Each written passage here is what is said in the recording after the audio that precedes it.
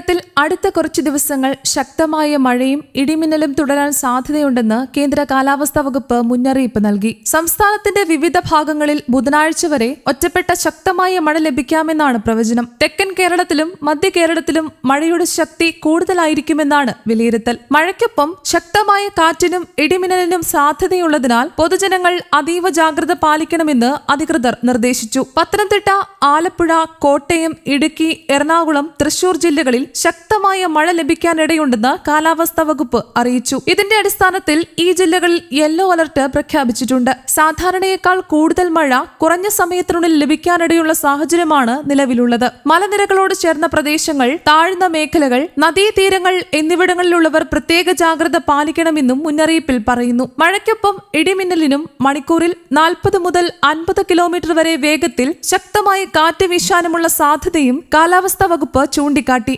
ശക്തമായ കാറ്റിനെ തുടർന്ന് മരങ്ങൾ കടപുഴകി വീഴൽ, വൈദ്യുതി ലൈനുകൾ തകരാറിലാകൽ, ഗതാഗത തടസ്സങ്ങൾ എന്നിവയ്ക്ക് സാധ്യതയുള്ളതിനാൽ യാത്രകൾ പരമാവധി ഒഴിവാക്കുകയോ അതീവ ശ്രദ്ധയോടെ നടത്തുകയോ ചെയ്യണമെന്ന് അധികൃതർ നിർദ്ദേശിച്ചു. തിങ്കളാഴ്ചയും സംസ്ഥാനത്ത് മഴ തുടരുമെന്നാണ് പ്രവചനം. പത്തനംതിട്ട, ആലപ്പുഴ, കോട്ടയം, ഇടുക്കി, എറണാകുളം, തൃശൂർ, മലപ്പുറം, കോഴിക്കോട്, വയനാട് ജില്ലകളിൽ ശക്തമായ മഴയ്ക്കുള്ള സാധ്യതയാണ് കേന്ദ്ര കാലാവസ്ഥാ വകുപ്പ് വ്യക്തമാക്കുന്നത്. പ്രത്യേകിച്ച് മലയോര മേഖലകളിൽ മണ്ണിടിച്ചിൽ സാധ്യതയും ചെറുനദികളിൽ ജലനിരപ്പ് ഉയരാനിടയുമുള്ളതിനാൽ ദുരന്ത നിവാരണ വിഭാഗം സാഹചര്യം നിരീക്ഷിച്ചുകൊണ്ടിരിക്കുകയാണ്. ചൊവ്വാഴ്ച തിരുവനന്തപുരം, കൊല്ലം, ആലപ്പുഴ ജില്ലകളിൽ ഒറ്റപ്പെട്ട ശക്തമായ മഴയ്ക്ക് സാധ്യതയുണ്ടെന്ന് മുന്നറിയിപ്പുണ്ട്. ബുധനാഴ്ച തിരുവനന്തപുരം, കൊല്ലം, പത്തനംതിട്ട, ആലപ്പുഴ, കോട്ടയം, എറണാകുളം ജില്ലകളിലാണ് കൂടുതൽ മഴ പ്രതീക്ഷിക്കുന്നത്. തെക്കൻ ജില്ലകളിൽ മഴയുടെ വ്യാപ്തിയും ശക്തിയും വർദ്ധിക്കാനിടയുള്ളതിനാൽ കടലോര മേഖലയിലുള്ളവരും ജാഗ്രത പാലിക്കണമെന്ന് അധികൃതർ വ്യക്തമാക്കി. ഇതിനിടെ അടുത്ത 3 മണിക്കൂറിനുള്ള പ്രത്യേക മുന്നറിയിപ്പും കേന്ദ്ര കാലാവസ്ഥാ വകുപ്പ് പുറപ്പെടുവിച്ചിട്ടുണ്ട്. തൃശൂർ ജില്ലയിൽ ഒറ്റപ്പെട്ട ഇടങ്ങളിൽ ഇടിമിന്നലോട് കൂടിയ ഇടത്തരം മഴയ്ക്കും മണിക്കൂറിൽ 40 മുതൽ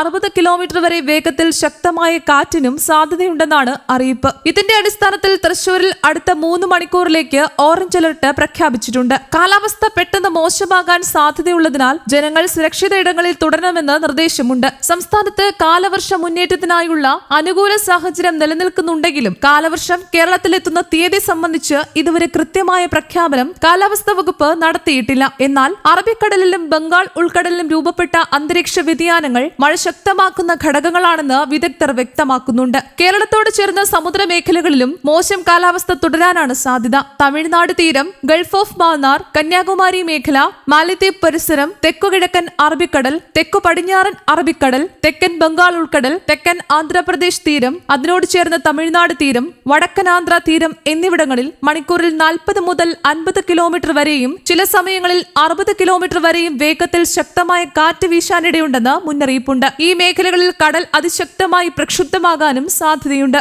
മെയ് 25 മുതൽ 27 വരെ തെക്കൻ തമിഴ്നാട് തീരം, ഗൾഫ് ഓഫ് മാന്നാർ, കന്യാകുമാരി പ്രദേശം, അതിനോട് ചേർന്ന മാലദ്വീപ് മേഖല, തെക്കൻ ബംഗാൾ ഉൾക്കടൽ എന്നിവിടങ്ങളിൽ ശക്തമായ കാറ്റിനും മോശം കാലാവസ്ഥയ്ക്കും സാധ്യത തുടരുമെന്നാണ് കാലാവസ്ഥാ വകുപ്പ് വ്യക്തമാക്കുന്നത്. മത്സ്യത്തൊഴിലാളികൾ കടലിൽ പോകുന്നത് ഒഴിവാക്കണമെന്നും ചെറിയ ബോട്ടുകളും വള്ളങ്ങളും സുരക്ഷിതമായി കരയിൽ കെട്ടിയിടണമെന്നും മുന്നറിയിപ്പ് നൽകിയിട്ടുണ്ട്. അതേസമയം മെയ് 26 മുതൽ 27 വരെ സൊമാലിയൻ തീരപ്രദേശം ഉൾപ്പെടെയുള്ള തെക്കുകിഴക്കൻ അറബിക്കടലിൽ മണിക്കൂറിൽ 45 മുതൽ 55 കിലോമീറ്റർ വരെയും ചില അവസരങ്ങളിൽ 65 കിലോമീറ്റർ വരെയും വേഗത്തിൽ കാറ്റ് വീശാൻ സാധ്യതയുണ്ടെന്ന് അറിയിച്ചിട്ടുണ്ട്.